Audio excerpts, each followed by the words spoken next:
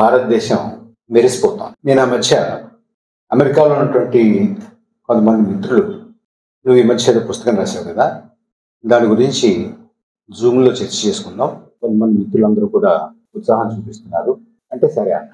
అయితే వాళ్ళు ఆ జూమ్ మీటింగ్కి ఒక రోజు ముందు నాతో ఏం చెప్పారంటే, ఇక్కడ అమెరికాలో ఉన్నటువంటి మన వాళ్ళంతా కూడా భారతదేశం చాలా గొప్పగా ఉంది, బాగా వేగంగా అభివృద్ధి చెందుతోంది, ప్రపంచం అంతా భారతదేశం వైపే చూస్తోంది అని అనుకుంటున్నారు. మీరేదో కొంచెం దానికి తేడాగా చెప్తున్నారట. మరి మన వాళ్ళంతా ఏమనుకుంటారు, దేశం కానీ దేశంలో ఉంటున్నాం, మన దేశం గురించి చిన్నపుచ్చేట్టుగా మాట్లాడితే ఏమన్నా బాగుంటుందా అన్నారు. అంటే నేను అన్నాను, భారతదేశం మెరిసిపోతూ ఉంటే, వెలిగిపోతూ ఉంటే సంతోషించే వాళ్ళలో మొట్టమొదటి ఉంటానండి. నేను వెలిగిపోవాలని, మెరిసిపోవాలని కోరుకుంటాను. వెలిగిపోవాలని, మెరిసిపోవాలని కోరుకుని కృషి చేసినటువంటి వాళ్ళ కడుపును పుట్టాను. దేశం కోసం జైలుకి వెళ్ళినటువంటి వాళ్ళ కడుపును పుట్టాను. అంచేత ఈ దేశం బాగుండకూడదు, సూర్యమంటూ ఉండాలి అని కోరుకుంటాను నేను. కానీ దేశం బాగోకపోయినా కూడా చాలా గొప్పగా ఉంది అని అబద్ధాలు ప్రచారం చేసుకుంటూ తిరగడం మాత్రం నాకు ఇష్టం లేదండి. అంచేత ఉన్న విషయం ఉన్నట్టుగా మనం తెలుసుకుంటే, అర్థం చేసుకుంటే, ఈ పరిస్థితిని మార్చుకుని మనం భారతదేశం వెలిగిపోయేలా ఎలా చేసుకోవాలి, మెరిసిపోయేలా ఎలా చేసుకోవాలి అని ఆలోచించుకోవచ్చు. దీని గురించి మాట్లాడుకుందాం మనం అని వారికి చెప్పానండి. నేను నా పుస్తకం రాసిన కొత్తలో చర్చ చేస్తున్నప్పుడు చాలామంది అడుగుతుండేవారు, ఏమయ్యా పరకాల ప్రభాకర్, నీకు ఈ దేశంలో మంచి ఏమీ కనపట్లేదా? ఇది బాగాలేదు, అది బాగాలేదు, ఇది బాగాలేదు, అది బాగాలేదు అంటూనే ఉంటావేంటి నువ్వు? అసలు నీకేం మంచిది కనపట్లేదా? ఒక్క మంచి మాట కూడా రాదేంటి నోట్లోంచి అనేవారండి. నేను వారికి ఏం చెప్పామంటే, నేను డాక్టర్ దగ్గరికి వెళ్ళాను అనుకోండి. డాక్టర్ దగ్గరికి వెళ్తే నన్ను ఆయన పరీక్ష చేసి, చూడు ప్రభాకర్, నీకు గుండెలో ఏదో చిన్న ప్రాబ్లం ఉందయ్యా, నువ్వు అది సరి చేసుకోకపోతే దెబ్బతింటావు అన్నారు అనుకుందాం. అంటే నేను రుసరుస ఆ డాక్టర్ గారి గదిలోంచి బయటకు వచ్చి తిట్టుకుంటూ, ఈయనెక్కడ డాక్టర్ అండి, నా కళ్ళు బాగున్నాయి, నా చేతులు బాగున్నాయి, నా చెవులు బాగున్నాయి, నా ముక్కు బాగుంది, నా కాళ్ళు బాగున్నాయి, ఇన్ని బాగుంటే ఏదో గుండె బాగలేదు మాత్రం అంటాడండి. ఇంకేం ఈ నోట్లో మంచి రాదా ఈ నోట్లోంచి అన్నట్టుగా ఉంటుంది. అది బాగుంది, ఇది బాగుంది, ఇది బాగుంది, అది బాగుంది అని భజన చేసేవాళ్ళు చాలామంది ఉన్నారండి. వాళ్ళ భజన చేస్తూ ఉండి, కానీ ఎక్కడ పెద్ద సమస్య ఉందో, ఏది దేశాన్ని కుంగదీస్తుందో అది చెప్పడం నా బాధ్యత. అంచేత ఆ బాధ్యత నెరవేరుస్తున్నానండి నేను. ఇది సరి చేసుకోకపోతే ఇక ఏం బాగున్నా కూడా దానివల్ల ఏమీ ఉపయోగం ఉండదు. అంచేత మనం సరి చేసుకోవాలి. అంచేత మనం దీని గురించి ఆలోచించాలి. అది ఏమిటి? What is the problem with this country today? What is the main problem with this country today? చాలా ఉన్నాయి, అన్నీ చెప్పుకోవడానికి మనకు పెద్దగా సమయం ఉండకపోవచ్చు. కొన్ని మీ ముందు పెడతాను. మనం మళ్ళీ చర్చించుకునే సమయంలో కొన్ని కొత్త విషయాలు మీరు చెప్తారు, దానికి నాకు తోచినటువంటి వివరణ నేను ఇస్తాను. ఆ మధ్య కర్ణాటకలో ఎన్నికలు జరిగాయండి. ఎన్నికలు జరిగితే ప్రధానమంత్రి గారు చాలా పెద్ద ఎత్తున ప్రచారం చేశారు అక్కడ.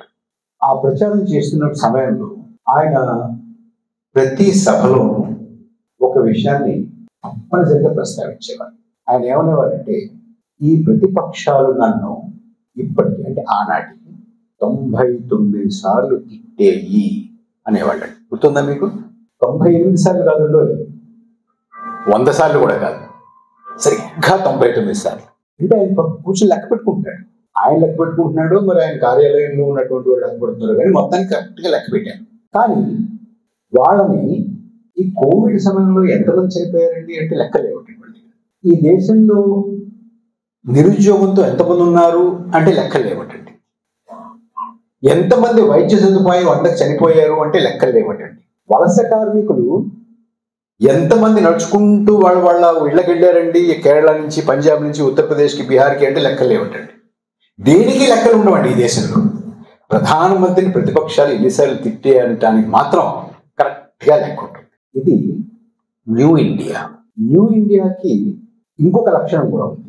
ఈ న్యూ ఇండియాలో ఈ దేశంలో జరిగినటువంటి సుదీర్ఘమైనటువంటి స్వాతంత్ర పోరాటంలో ఇసుమంత కూడా పాత్ర లేనటువంటి సంస్థలు, వ్యక్తులు ఇవాళ దేశభక్తులుగా వాళ్ళని వాళ్ళు మార్కెటింగ్ చేసుకుంటారండి. స్వాతంత్రోద్యమంలో వాళ్ళకి జాడ ఉండదు, ఎక్కడ లేరు వాళ్ళు. కానీ వాళ్ళు మాత్రం చాలా పెద్ద దేశభక్తులు. అలా చలామణి అవుతున్నారు, అలా చెప్తున్నారు. చాలా మంది ఈ దేశంలో అవును కాబోలు అనుకుంటున్నారు. ఇందాక బాలసుబ్రహ్మణ్యం గారు చెప్పారు, అసలు ఈ దేశానికి స్వాతంత్రమే 2014లో వచ్చిందటండి అని చెప్తున్నారు కొంతమంది. మనకి ఆ రకమైనటువంటి పరిస్థితిలో మనం ఉన్నాం. ఇక దేశం గురించి మనందరం కూడా ఎందుకు ఆందోళన చెందాలి అంటే 2022 మొదట్లో జనవరిలోనో ఫిబ్రవరిలోనో మీరంతా చూసే ఉంటారు. ఇంకొక విషయం చెప్పాలి, నేను ఇవాళ మీ ముందు ప్రస్తావిస్తున్నటువంటి ఏ విషయం కూడా మీకు తెలియనటువంటిది కాదు. అన్నీ మీకు తెలిసినటువంటివే, మీరు ఎక్కడో ఒకడో చూసినటువంటివి, చదివినటువంటివి, విన్నటువంటివి. నేను చేసేది ఏంటంటే అవన్నీ ఒక చోట తీసుకొచ్చి ఒకదాని పక్కన ఒకటి పెట్టి దానికి ఉన్నటువంటి నేపథ్యం ఏమిటి, దాని అర్థం ఏమిటి, దాని పర్యవసానం ఏమిటి అనేది నా ఆలోచన మీ ముందు పెడతాను. తర్వాత మనం చర్చ చేసుకుంటాం. 2022 మొదట్లో జనవరి ఫిబ్రవరిలో రైల్వే వారు ఒక రిక్రూట్మెంట్ ప్రకటించారండి. వారు నాన్ టెక్నికల్ ప్రొఫెషనల్ కేటగిరీస్ అని కొన్ని ఉద్యోగాలు ప్రకటించారు. 35,000 ఉద్యోగాలు. నాన్ టెక్నికల్ ప్రొఫెషనల్ కేటగిరీస్ అంటే మాన్యువల్ జాబ్స్. అది మరీ మాన్యువల్ జాబ్స్ తోడవడం, కడగడం, దులపడం, ఈ కుర్చీలు అక్కడ వేయడం, ఆ కుర్చీలు ఇక్కడ వేయడం, ఇది అక్కడ పోయడం, ఇది అక్కడ పోయడం అంటే బాగుండదని చెప్పి దానికి ఒక చక్కటి పేరు పెట్టారు అన్నమాట. NTPC jobs, non technical professional jobs అని కేటగిరీ అని పెట్టారు పేరు. 35 అంటే దానికి 8వ తరగతి కనీస అర్హత. 35,000 ఉద్యోగాలకి ఆ వేళ 1,25,00,000 మంది దరఖాస్తు చేసుకున్నారండి. ఎంత వెలిగిపోతుందో చూడండి భారతదేశం. 35,000 ఉద్యోగాలకి 1,25,00,000 మంది దరఖాస్తు చేసుకున్నారు. రెండవది, గాజాలో పెద్ద కలవడం జరుగుతుంది, అందరికీ తెలుసు.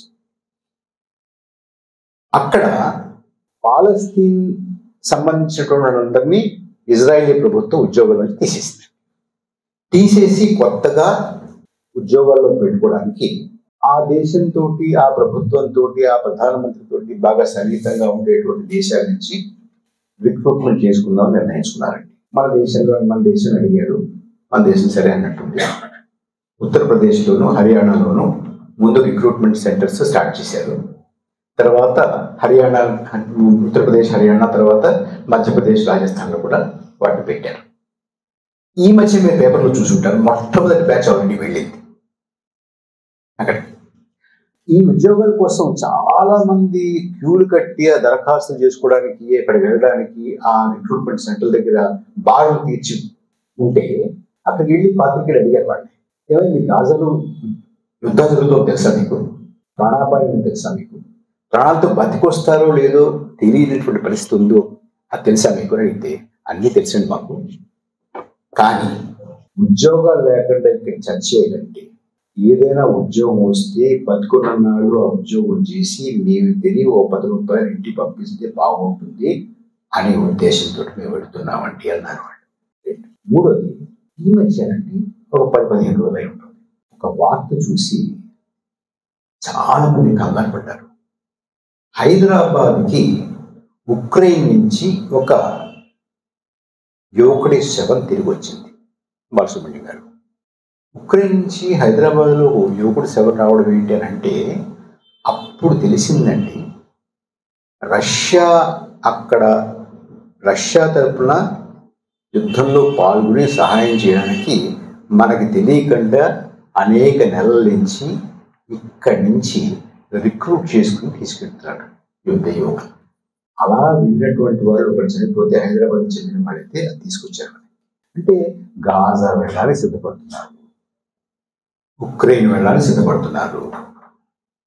మాన్యువల్ జాబ్స్ చేయడానికి 35,000 ఉద్యోగాలకి 1,25,00,000 మంది దరఖాస్తు చేసుకుంటున్నారు. అంటే ఎంత సివియర్ అన్ఎంప్లాయ్మెంట్ ఉందో ఒకసారి మీరు ఆలోచించండి. మీకు ఏదో ఈ పర్సంటేజ్ ఆ పర్సంటేజ్ చెప్పకుండా రియల్ లైఫ్ సిచ్యువేషన్స్ చెప్పాను. దీని యొక్క లోతు అర్థమవుతుంది, దీని యొక్క బాధ అర్థమవుతుంది. ఇక డేటా కోసం చూసారనుకోండి, భారతదేశంలో youth unemployment is one of the highest in the world, 24%. అందులో మొత్తం మీద యూత్ అన్ఎంప్లాయ్మెంట్ 24% అయితే 20 సంవత్సరాలు 25 సంవత్సరాల మధ్యలో ఉన్నటువంటి వారి నిరుద్యోగం 40%. మొత్తం ఈ దేశంలో నిరుద్యోగంతో బాధపడుతున్నటువంటి వాళ్ళలో చదువుకుని నిరుద్యోగులుగా ఉన్నటువంటి వారి సంఖ్య ఈ మధ్య ఐఎల్ఓ రిపోర్ట్ ప్రకారం 82% అండి. 82% ఆఫ్ ద ఎంటైర్ అన్ఎంప్లాయిడ్లో చదువుకున్న వాళ్ళ శాతం అండి. ఎంత సీరియస్గా ఉందంటే నిరుద్యోగం అనేది అసలు మనం కల్పన కూడా చేసుకోలేము. ఈ 24% మనం ఎవరి సరసన ఉన్నామంటే ఇరాన్, లిబియా, యెమెన్ అటువంటి దేశాల సరసన ఉన్నామండి. మన పొరుగున ఉన్నటువంటి బంగ్లాదేశ్లో కూడా యూత్ అన్ఎంప్లాయ్మెంట్ ఈజ్ ఓన్లీ 12%, మనకన్నా సగం. ఎంత గంభీరమైనటువంటి నిరుద్యోగ సమస్య ఇవాళ యువతలో ముఖ్యంగా భారతదేశంలో నెలకొని ఉంది. కానీ భారతదేశం వెలిగిపోతుంది. ఆ మధ్య మీరందరూ చూసే ఉంటారు, ఫిబ్రవరిలో భారత ప్రభుత్వం ఆర్థిక పరిస్థితి మీద ఒక శ్వేతపత్రాన్ని విడుదల చేసింది. నన్ను కొంతమంది అడిగారు, ప్రభుత్వం విడుదల చేసినటువంటి శ్వేతపత్రం గురించి మీరు ఏమనుకుంటున్నారు? అసలు నేను ప్రభుత్వం విడుదల చేసేటటువంటి శ్వేతపత్రం గురించి నేను ఎదురు చూడలేదండి. I did not wait for it, because నాకు ప్రతి వారం ఒక శ్వేతపత్రం దొరుకుతుంది, ప్రతి నెల ఒక శ్వేతపత్రం దొరుకుతుంది. ప్రతి వారం నేను కూరగాయలు కొనుక్కుంటాను, ప్రతి నెల నేను కిరాణా కొనుక్కుంటాను. నాకు ప్రతి వారము ప్రతి నెల కూడా కూరగాయల కొట్లోను కిరాణా కొట్లోను శ్వేతపత్రం దొరుకుతుందండి. నేను ఎవరో చెప్పేది నేను పెద్దగా ఎక్కడి నుంచి వచ్చేది నేను దాని గురించి నేను వేచి ఉండను. నాకు దొరికేటువంటి శ్వేతపత్రం ప్రకారం మొత్తం మీకు అన్ని మీరు చాలామంది మీరు ఎంతో వెళ్తుంటారు, కొనుక్కుంటుంటారు. నేను నెహ్రూ గారి టైంలో ఏముంది ఇప్పుడు ఏముంది అంటలా. మొన్న 4-5 నెలల క్రితం నవంబర్లో రేట్లు ఎలా ఉన్నాయి, ఇప్పుడు ఎలా ఉన్నాయి అంతే. 110 రూపాయలకి నవంబర్లో నేను కందిపప్పు కొనుక్కుంటే బాలసుబ్రహ్మణ్యం గారు ఇప్పుడు 150 రూపాయలు ఉంటున్నారండి. కూరగాయలు కూడా అంతే. అల్లం 95 రూపాయలు అంటే ఇప్పుడు 115 రూపాయలు ఉంటాయి. మీ ఊళ్ళంతా నాకు తెలియదు, మరి చౌకగా ఉంటే చెప్పండి, నేను కొనుక్కుంటాను. లేకపోతే ఏమండి 150? అమ్మ మాకే బెటర్. అయితే మీరు పెద్ద సూపర్ మార్కెట్లో ఏసీ మార్కెట్, నేను ఊళ్ళు మామూలు పక్కన రోడ్డు పక్కన కొనుక్కుంటాను మార్కెట్లో. అయినా పెట్రోల్ ఎంతండి మీకు? 117? 109. నేను 107 అండి, మాకు 111. అదే అసలు 100 రూపాయల దగ్గరికి వస్తుందంటేనే అప్పుడెప్పుడు ఒక్క రోజు డబ్బులు పెట్టాం మనం, ఒక్కరోజు అదొకటి మర్చిపోయాం. ఇప్పుడు 115 రూపాయలైనా 110 రూపాయలైనా 107 రూపాయలైనా ఏం పర్వాలేదు, అలవాటు పడ్డాయి. ఏమంటే ఒకప్పుడు ఒక రోజు ఏదో టీవీ పెడితే సడన్గా నాకు అసలు ఈ 80 రూపాయలు వచ్చి అయిపోతుంది డాలర్ అని పెద్ద గొడవ అండి. ఇవాళ ఎంతండి? 84 రూపాయలు అండి. 83 చిల్లర అంటున్నారు, 84. మనం కొనాలంటే 84, అమ్మాలంటే 83 ఎంతో. మీకు శ్వేతపత్రం అక్కడ దొరుకుతుంది కదా. శ్వేతపత్రం 25,000 35,000 ఉద్యోగాలకి 1,25,00,000 మంది దరఖాస్తు పెట్టుకున్నారు. రైళ్లలో కొట్టుకుని గుద్దుకుని ఎక్కుతున్నారు పరీక్ష రాయడానికి. అంటే అక్కడే వచ్చేసింది శ్వేతపత్రం. ప్రభుత్వం నుంచి మనకేం అవసరం లేదండి. ప్రభుత్వం ఇవాళ శ్వేతపత్రం ఏమి ఇచ్చినా ఏమి ఇవ్వకపోయినా వాళ్ళు చెప్పే లెక్కలన్నీ నమ్మశక్యంగా అయితే లేవండి. ఇదివరకు విషయం వేరు, ఇవాళ విషయం వేరు. ప్రభుత్వం చెప్తున్నట్టు లెక్కలు ఇవాళ ఎలా ఉన్నాయంటే ఎందుకు నమ్మశక్యంగా లేదు అంటే మొత్తం ప్రపంచంలో ఉన్నటువంటి చాలా ఉద్దండులైనటువంటి ఒక 100 మంది ఆర్థిక శాస్త్రవేత్తలు భారత ప్రభుత్వానికి ఒక బహిరంగ లేఖ రాశారండి. ఇదివరకు భారతదేశంలో ఉన్నటువంటి డేటా కానీ స్టాటిస్టిక్స్ కానీ వాళ్ళు చెప్పేటువంటి గణాంకాలు కానీ చాలా విశ్వసనీయంగా ఉండేవి. మొత్తం statistical architecture of India was so credible, was so respected. ఇవాళ ఆ రెస్పెక్టబిలిటీ, క్రెడిబిలిటీ పూర్తిగా పోయింది. దాన్ని రెస్టోర్ చేయకపోతే చాలా ప్రమాదం అని చెప్పి 100 మంది ఉద్దండులైనటువంటి ఆర్థికవేత్తలు బహిరంగంగా ఒక లేఖ రాశారు. అలాంటి పరిస్థితి ఇవాళ ఎందుకు రాశారంటే పూర్వం 4 లేన్లు ఉన్నటువంటి 1 కిలోమీటర్ రోడ్డు, 4 లేన్లు ఉన్నటువంటి 1 కిలోమీటర్ రోడ్డు అండి. ఇవాళ 4 లేన్లు ఉన్నటువంటి 1 కిలోమీటర్ రోడ్డు 4 కిలోమీటర్లు అండి. మరి భారతదేశం వెలిగిపోదండి, మెరిసిపోదండి. అలా మెరిపించేస్తున్నారు, మురిపించేస్తున్నారు, వెలిగించేస్తున్నారు భారతదేశాన్ని. ఇది ఇవాళ జరుగుతున్నటువంటి పరిస్థితి.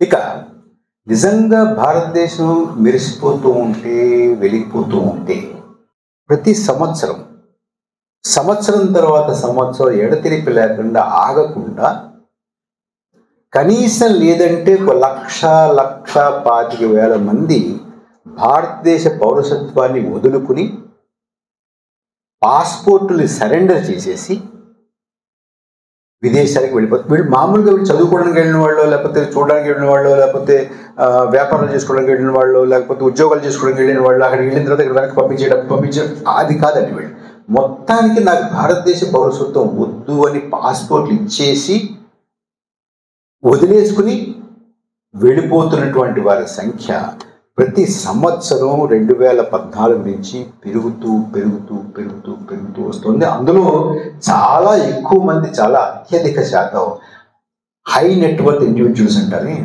ఎక్కువ బాగా డబ్బుండి ఇక్కడ పెట్టుబడి పెట్టగలిగేటటువంటి సామర్థ్యం ఉన్నటువంటి వాళ్ళ సంఖ్య సంవత్సరం పెరిగిపోతుందండి. ఇది ప్రభుత్వం మనం ఈ అంకెలు దాచాలి అనేటటువంటి ఆలోచన రాకముందు ప్రభుత్వం వెల్లడించినటువంటి లెక్కలని చెప్తున్నాను మీకు. అప్పుడు ఆపేస్తాను కూడా ఇప్పుడు లేవు.